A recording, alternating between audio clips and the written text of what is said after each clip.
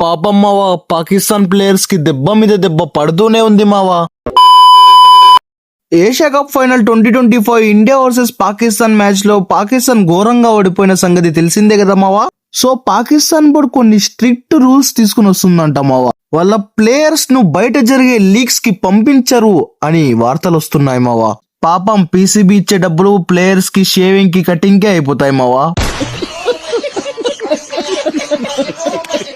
ఇంకా వేరే లీగ్స్ కూడా ఆడకూడదంటే వాళ్ళు ఇంకేం చేయాలమంటారు చెప్పండి మీరే. సో పీసీబీ ఎన్ఓసి ని క్యాన్సిల్ చేస్తుందంట మావా. ఎన్ఓసి అంటే నో అబ్జెక్షన్ సర్టిఫికేట్ మావా. లీగులు ట్రోఫీలు గెలవాలంటే కావాల్సింది క్రమశిక్షణ మావా, ఎన్ఓసీలు కాదు. మీరు ఎంత ఎన్ఓసీలు క్యాన్సిల్ చేసుకున్న వాళ్ళు మారరు బ్రో.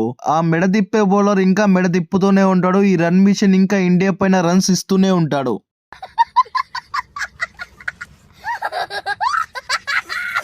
పాకిస్తాన్ ప్లేయర్స్ ని నేను ఒక్క మాటే చెప్పాలనుకుంటున్నాను మావా.